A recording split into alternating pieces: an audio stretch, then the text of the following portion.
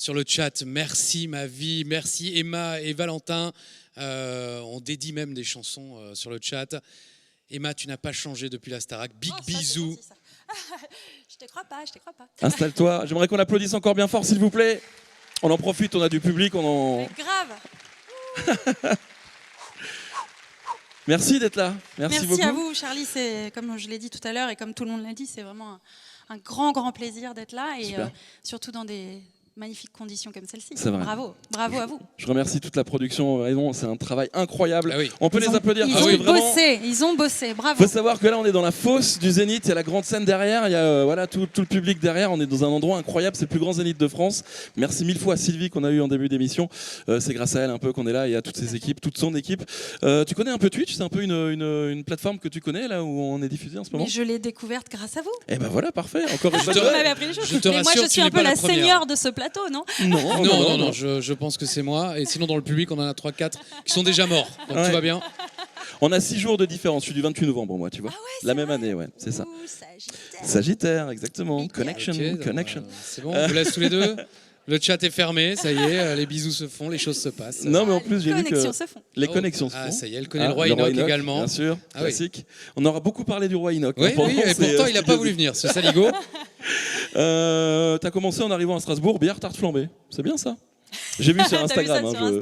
Ça s'est bien passé. Bon, j'avoue, j'ai crâné. Moi, j'étais pas. C'était mes musiciens qui ont fait tarte flambée. Moi, j'ai fait la bière. La petite bière qui va bien. Avec modération, bien sûr. Je sais pas si on doit lire sur Twitch ou pas. Non, c'est bon. Alors sans modération. Tout simplement. Alors pourquoi tu as choisi plutôt la bière que la tarte flambée? Tu n'es pas très crème, peut-être? Voilà, j'avais envie de chanter quand même ce soir. Oh, mais ça permet de chanter. Ça passe un peu. N'est-ce pas? Non, mais j'adore ça, cela dit. Mais il fallait que je me sente un peu plus légère. Bon, après la tarte flambée et la bière, du coup, surtout la bière. Voilà. On va reparler de toi, de ton album L'Art des Naufrages qui est sorti cette année. Une année un peu particulière pour toi, parce que nouvel album et les 20 ans de la Starac, on est obligé de faire un petit clin d'œil. Ah ouais, non, mais il y a tout eu là. C'est vrai, hein. Oui. Le confinement. Voilà, c'est ce que j'allais te dire. Il y a surtout une méga pandémie pour nous couper bien l'herbe sous le pied, mais effectivement, il y a eu cet album. Il y a les 20 ans de la Starac, il y a un documentaire qui a été déjà diffusé. Puis là, on a enregistré un prime événement pour la rentrée. Ça fait du bien de revoir. Alors comme toutes ces vieilles têtes. Oui. Sympa. En fait, non, mais les vieux amis. Non, mais c'est pas ça. Non, mais c'est pas ça. C'est que nous, en fait, on se revoit vachement avec ma promo. Ce qui était un peu rigolo là, c'était de revoir tout le monde, puisqu'il y avait toutes les autres saisons aussi. Donc, on a croisé des anciens de chaque saison. Et c'est effectivement une grande tribu, une grande communauté. Et on a quand même vécu des choses très fortes, tous. Et on est tous de milieux différents, on est tous extrêmement différents, on a tous des styles différents. Mais par contre, il y a un truc très fort qu'on a tous vécu, c'est cette émission, et qui fait qu'il y a une sorte de compréhension. Enfin, voilà, il y a, toi-même, tu sais, quoi. Il y a un truc qui se passe. Ça reste, quoi. C'est quelque chose que vous ne pourrez jamais vous enlever. C'est quelque chose c'est une émission qui a bouleversé nos vies et dont on ne ressort pas lisse et indemne. Oui, c'est clair. Avec de bons souvenirs tout de même. Bien sûr, avec des duos incroyables. Tu avais fait avec Red Charles, c'est ça? J'ai chanté avec Red Charles. C'est incroyable. Rien que pour ça. Ouais, rien que pour ça, c'est bon. Oui, c'est clair. On peut arrêter une carrière là-dessus. Alors, ça aurait été dommage, mais. Non, bien sûr, oui. je veux dire, c'est quand même un monument. C'est extraordinaire. Ouais. Après, tu sors de là, tu as 18 ans, tu as un esprit très rock. J'avais besoin de me rebeller surtout. Ouais. En fait, je sors de là, j'ai 19 ans, parce que j'ai fêté mes 19 au château. Okay. Et je suis signée dans une maison de disques, donc chez Universal, chez Polydor. Et là, tout le monde s'attend à ce que je fasse de la pop acidulée, et tout ça, comme c'était un peu la mode. Et comme on avait imaginé que j'étais. Et en fait, non, moi, j'arrive en maison de disques, je casse tous les codes, je viens avec ma guitare, je dis, moi, j'aime Alanis Morissette, Sum 41 et Avril Lavigne à l'époque. Et donc, on est parti sur un album de teen rock, et j'avais vraiment besoin de m'extraire, en fait, de me sortir de cette image un peu de pin-up Lolita qu'avait faite l'émission de moi. Et on a de la chance, ça a cartonné. Carrément, ça a carrément cartonné. Avec Tu seras, je suis désolé, avant j'ai dit tu verras. Je mets toutes mes excuses. Waouh. Ouais, je suis alors désolé. là, tu t'es pas fait lyncher par la communauté Twitch? Si, justement. Si, non, ils l'ont traité de tous les noms. Même le chanteur à la truelle l'a insulté. N'est-ce pas? Tu avais également fait un super duo avec Escobar aussi. C'était un groupe suédois. Un groupe suédois, You Got Me. You Got Me. C'était vraiment bien ça. Ça a bien marché aussi. Ouais, c'était vraiment bien. Ensuite, d'autres albums et surtout une rencontre qui a été importante dans ta vie. On a donné son nom avant l'émission, Maxime Le Forestier. Ouais. Ça a été une rencontre importante pour toi? Maxime, c'est une rencontre très importante. C'est une sorte de fil conducteur de toutes les époques que j'ai traversées. Il a été là tout le temps. Je l'ai rencontré à la Starac. Ouais. On avait chanté ensemble sur Né quelque part. Et puis ensuite, il a écrit une chanson sur mon tout premier album quand je suis arrivée chez Polydor, parce qu'il voulait nous donner la possibilité d'avoir une crédibilité. Parce qu'à l'époque, quand on sortait d'un télécrochet, on n'avait pas de crédibilité dans le milieu. On avait un petit peu la petite cuillère en argent dans la bouche, ce qui était vrai, hein, parce qu'on a eu effectivement une communauté, une visibilité, une médiatisation avant même d'avoir donné quoi que ce soit. Mais je pense que Maxime sentait qu'il y avait, je sais pas, un potentiel artistique en moi. Et donc, il m'a offert une chanson sur mon album Le Saut de l'Ange qui s'appelle La Racaille, que j'ai joué très longtemps, que je reprends régulièrement. Et en 2010, quand Universal me rend mon contrat, on sort d'un album, Le Chemin de la Maison, qui est pour moi un album vraiment tournant dans ma carrière, parce que c'est à ce moment-là que j'ai dit, voilà, je suis hyper frustrée parce que moi j'écris, je suis auteur, j'aime la littérature, j'aime les textes, et je ne suis pas encore reconnue comme étant auteur. Donc déjà sur cet album-là, je me suis vachement plus investie sur l'écriture. Et puis en plus, je me débarrasse un petit peu du mur du son. Je grandis, je m'apaise un peu. Et là, à ce moment-là, je fais de la musique plus pop, folk, un peu plus indie. Et ma maison de disque ne suit pas du tout. Et l'album, personne ne l'entend, personne ne l'écoute. Enfin, c'est vraiment super frustrant pour moi. Et je sors de là en disant, non, mais plus jamais, maintenant, je veux ma liberté. Je veux à tout prix faire des choses qui me ressemblent et surtout avoir la possibilité, le droit d'évoluer. Et je vais voir Maxime et je lui dis, voilà, j'ai des textes, j'ai des petits bouts de chansons, des débuts de chansons, j'ai vraiment envie de m'affirmer en tant qu'auteur. Comment je peux faire? Et il t'a aidé du coup à écrire? Et en fait, j'ai fait un stage d'écriture intensif avec Maxime Le Forestier. C'est classe quand même de dire ça. C'est un grand trop monsieur. Bien. Il a été d'une générosité absolue. Il m'a dit, voilà, moi je t'ai écrit une chanson, je t'en écrirai pas deux, parce que les prochaines, c'est toi qui vas les faire. Et à partir de là, il m'a donné plein d'outils techniques. Et puis surtout, il m'a donné une énorme confiance en moi. Enfin, en tout cas, en ma capacité à écrire, et je me suis mise à écrire, j'ai fait plus que ça, et voilà. Et après ça a été tout un long processus pour arriver à cet album L'Art des Naufrages, mais en tout cas avec ma plume. Voilà. On peut l'applaudir, clairement, bravo. Et t'as pas écrit que des chansons? Non. T'as également des romans, dont le roman Supernova. C'est ça? Ouais, en 2016, en fait, il y a eu toute une période de ma carrière aussi un petit peu charnière. J'ai rencontré la productrice et éditrice Danielle Molko, qui, elle, repère mon talent d'auteur et qui me dit, non seulement tu vas faire un disque, mais en plus, il faut que tu écrives un roman parce que je suis sûre que tu en es capable. Je dis, tu crois? Ça va être flippant, mais ouais. C'est flippant, waouh! Et Danielle me présente à un éditeur et cet éditeur me fait une commande. Voilà, il me dit, voilà, moi, je souhaiterais, c'est un sujet qui n'a jamais été abordé en littérature, je souhaiterais que tu écrives un roman sur les télécrochets. Et voilà, Supernova est né. Pas du tout autobiographique. Et évidemment, un petit peu quand même. Mais alors c'est génial parce que moi, à la base, vraiment, j'ai pas du tout envie de raconter ma vie. Enfin, c'est pas. Je suis pas comme ça. J'aime pas raconter ma vie de façon hyper frontale, mais par contre me servir de mon expérience pour pouvoir nourrir un geste artistique et une proposition artistique, faire de ma vie de la matière, ça oui, bien sûr. Et d'ailleurs ça a été le conseil de mon éditeur à l'époque, Scrinéo. Et puis aussi j'ai un copain qui s'appelle Bernard Werber qui écrit quelques bouquins, 2-3, qui m'avait dit. Je vais boire des coups avec Bernard Werber et puis Maxime Le Forestier. Ça va. Elle nous calme une phrase sur deux. Et qui m'avait dit. Surtout, pars du connu et ensuite lance-toi et ne reviens jamais sur tes pas, n'y reviens qu'à la fin, parce que sinon tu seras toujours tenté de recommencer tout le temps. Alors personne ne nous dit jamais ça à nous. On nous dit juste casse-toi, pars vite et ne reviens pas.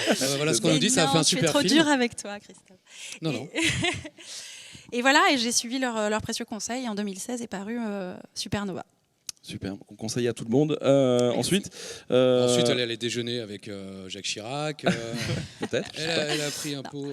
Non, ça, je suis pas fait dans les politiques. L'Art des Naufrages. Non, c'était pour un personnage célèbre. Avant un album, pardon, excuse-moi. Non, je disais c'était pour un personnage célèbre. En plus décédé, donc le pauvre. C'est vrai. L'Art des Naufrages, avant d'être un album, c'était un spectacle, c'est ça, un spectacle-concert que tu as proposé chez toi à Avignon? Ouais. En fait, L'Art des naufrages, à la base, c'était un album qui devait s'appeler Vivante et que je devais produire avec Daniel Molko, justement. Et Daniel est décédé au tout début de l'enregistrement de ce disque. Évidemment, ça a été un tsunami dans ma vie, déjà parce que Daniel était une amie très proche et qu'elle était mon éditrice, mon agent, ma productrice, donc à peu près mon tout professionnellement. Et que là, d'un coup, c'était un cataclysme, donc il fallait que je me réinvente. Et c'est passé par plusieurs stades, plusieurs phases. La première, ça a été effectivement de ne pas retourner en studio, mais de réinventer un projet autour de la chanson L'Art des naufrages, qui était la dernière chanson que j'avais écrite avant son décès. Ça a été d'abord une performance qu'on a montée dans une cabine de plage à Trouville. C'est ça, en fait, tu chantais pour une personne, c'est ça ? Concert pour une personne. Dans une cabine, on accueillait les gens, on leur faisait tirer à île ou labyrinthe et on leur jouait soit L'Art des naufrages, soit le blues des sirènes. Et ensuite, on a transformé l'essai, toujours en public, mais sur la scène du Théâtre du Chêne Noir, qui est un très grand théâtre à Avignon, qui nous a accueillis pour une création globale, où il y avait à la fois de la musique évidemment, mais aussi de la scénographie vidéo interactive, une narration, on racontait une histoire qui est évidemment inspirée de ma vie, mais qui essaye de toucher quelque chose à quelque chose de plus universel. Et puis ensuite, alors pendant ce spectacle, il s'est passé quelque chose pendant la création de ce spectacle, d'un peu dingue et d'un peu imprévu. Je suis tombée enceinte de mon deuxième enfant. Et les mamans savent. Et donc j'ai refait une petite pause. Pendant le spectacle, par contre. Ouais, voilà. Le public devait être ravi, oui, exactement. Voilà, c'est le fruit du public, de ma rencontre avec le public, cet enfant. Ça va être une super soirée. Chérie, n'écoute pas mes conneries, ni les siennes. En plus, tout va bien. Les scènes surtout. Et puis au final, j'ai fait une légère pause pour accueillir ce petit être dans notre famille. Et ensuite, on est reparti en studio. Et ça donne L'Art des naufrages. C'est ça. Il y a des titres comme que tu as chanté tout à l'heure, comme par exemple Nouveau Monde. C'est en rapport justement avec l'arrivée d'enfants, c'est ça, parce que tu parles de maman, tout ça. La conquête d'un nouveau monde, d'un nouveau territoire. Et c'est marrant parce que cette chanson, je l'avais écrite à la naissance de ma fille, donc de ma première. Et on l'a créée donc sur scène pour ce spectacle quand j'étais enceinte de mon fils. Et donc c'est vrai que ça a été, pour moi, c'est la chanson qui fait le lien entre mes deux enfants. Et tu t'en parlais, c'est un voyage. Cet album, on va où avec toi ? Je trouve que c'est intéressant et c'est beau de voir la vie, de voir l'existence comme un voyage, comme une odyssée, comme une navigation. J'aime bien ce terme de navigation existentielle parce que la vie comporte ça, d'enthousiasme, de partir sur la mer, de moments extrêmement magnifiques, de moments de solitude, de moments où on se perd, de moments où on se prend un orage sur la tronche, de moments où on échoue sur une île, puis il faut reconstruire le radeau, puis il faut repartir. Enfin, pour moi, l'art des naufrages, ça symbolise tout ce cheminement, en fait, ce cheminement personnel, ce parcours qu'on est tous amenés à vivre dans nos vies, parce que la vie n'est pas linéaire. On l'oublie beaucoup, je trouve, mais la vie n'est que mouvement. Moi, je suis toujours un peu étonnée quand les gens cristallisent une image de moi. Par exemple, ils m'ont vu il y a 20 ans à la Starac ou il y a 15 ans en tournée avec Tu seras, et qu'ils me disent « t'as vachement changé ». Et ça les étonne. Oui, mais parce qu'ils s'arrêtent. Mais, eux, ils t'ont pas vu pendant. Mais voilà, ils non, t'ont bien pas sûr. cherché à te voir. Mais j'ai l'impression en fait que on a une image un petit peu faussée des choses et de la vie. Et d'ailleurs, il y a plein de choses qui font débat, notamment par rapport au vieillissement, etc. En ce moment dans la société, laissons la vie se faire, laissons le mouvement exister dans nos vies, laissons les hauts nous élever, laissons les bas nous fracasser, pour mieux nous en relever et embrasser en fait l'existence avec tout ce qu'elle comporte d'aventure. Et je pense qu'à partir du moment où on vit l'existence comme une aventure, elle est quand même un petit peu plus fun. C'est vrai, bravo, effectivement. Dans le même esprit, j'ai adoré une très belle phrase que tu as déclarée, qu'il faut toujours revenir à la petite voix qui te dit de ne jamais se sentir invincible. Je trouvais ça très bien. Mais exactement, ça rejoint ce que je viens de dire. Parce que je le exactement. pense vraiment. Je pense que tout est une question. En fait, le monde, non seulement il est en mouvement, mais il est sensible. Tout est une question de sensibilité. Et on n'est pas. On est faillible. Voilà, nos vies sont fragiles. Notre fragilité. Voilà, exactement. Et c'est justement pour moi ce côté, cet équilibre qu'on doit trouver en permanence, qui est magnifique en fait. Merci beaucoup Emma. Puisqu'on est dans la philosophie, je crois qu'on va pouvoir passer à notre question philosophique hebdomadaire. Un peu d'amour, bordel. Un choix de titre pas du tout philosophique. On s'excuse d'avance auprès des On va oreilles chastes. accueillir Manu. Oui, vous pouvez Manu l'applaudir. de Culture Angels, installe-toi. Cette fois-ci, on t'a en vrai. J'allais le dire, je vous vois en vrai. Ça fait plaisir. Ça fait plaisir. On t'avait en vidéo à chaque fois. Et là, ça y est, enfin, t'es là. Culture Angels, c'est ton association, c'est votre association, puisque c'est une association, ça se fait pas tout seul. Dis-nous en plus, dis-nous tout sur cette belle association. Alors, c'est un collectif qui regroupe pas mal de personnes et on pense que les artistes sont la ressource principale du monde de demain. On est face à des défis du siècle qui sont immenses, qui sont énormes, qui sont presque trop tard à gérer, mais on n'est pas sûr que ce soit le cas. Et on pense sincèrement que les artistes, quels qu'ils soient, sont la ressource, les choses, les êtres, les émotions qui vont nous faire dépasser ces défis et imaginer une suite de siècles très enthousiasmante. J'espère bien. On va chercher le positif partout. On est foutu, moi je le dis. Non, on est foutu. Je suis quelqu'un de positif. T'as une question pour Emma, du coup? Oui, c'est la tradition ici. Bonsoir. Bonsoir Manu. C'était beau déjà cet échange. On peut s'arrêter là. Voilà. Merci. Bonsoir. Bisous, c'était Manu. Bonsoir. Tu es très engagé sur la liberté et l'indépendance. Et j'aimerais savoir, alors c'est une question double, hein, tu me connais Christophe, j'ai été nommé grâce à toi les questions les plus complexes du monde. Je vais essayer d'être simple, mais il y a deux questions en une. La première, c'est, tu parles d'indépendance, tu te bats, et bravo pour ce combat sur l'indépendance et la liberté des artistes. De quelle manière est-ce que ça nourrit encore plus fort ton super pouvoir d'artiste? Et avec ce super pouvoir, quel défi du siècle tu penses, tu as envie, tu crois que tu vas pouvoir affronter pour nous? Waouh, c'est effectivement une question très profonde et pas si complexe que ça. Ça me rappelle une rencontre avec Mère Teresa un soir pas du tout. à Châtelet. Non, je pense en fait, on parlait de sensible, on parlait de mouvement. Je pense, comme je le disais juste avant, en fait, on est tout le temps en mouvement, nous les artistes, et on a besoin de cette sensibilité. Le problème, c'est que très souvent, quand un artiste veut vendre quelque chose et son art, et qu'il passe par des structures, on va dire, un peu industrielles, il est obligé de se formater.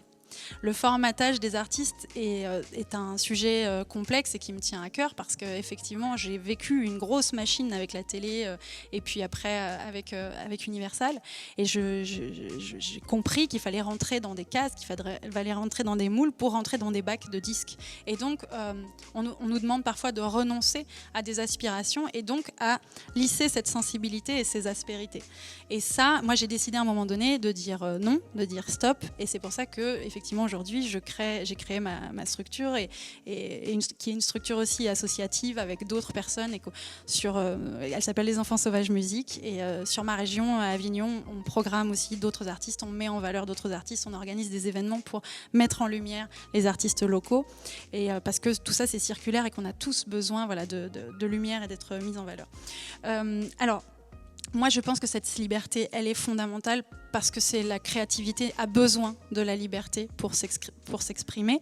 Et je crois que c'est Jacques Chancel qui disait « Je ne suis pas là pour donner au public ce qu'il aime, mais ce qu'il pourrait aimer ». Et je crois qu'il y a aussi un devoir des médias aujourd'hui d'attiser la curiosité du monde et la curiosité du public pour les formes qui lui sont plus inconnues, moins familières, et pour en fait tout simplement évoluer, s'élever, se nourrir, se cultiver. Aujourd'hui, les artistes sont vraiment là pour ça. Donc moi, je crois que déjà, on a le devoir, nous, en tant qu'artistes, de ne jamais transiger sur notre liberté et notre sensibilité. Pourquoi ? Parce que c'est aussi au service de la multiculture. Voilà, c'est au service de la curiosité du monde et de la multiculture. Puis après, moi, je suis aussi dans un courant aujourd'hui où je fais vachement le comparatif entre le milieu de la culture et le milieu de l'agriculture.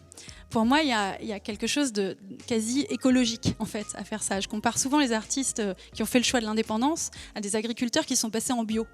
C'est-à-dire qu'à un moment donné, oui, c'est vrai, on a des cadres, on a des codes à respecter tout le monde parce que voilà, on vend quelque chose et on s'adresse aux gens, et donc il faut des canaux de diffusion.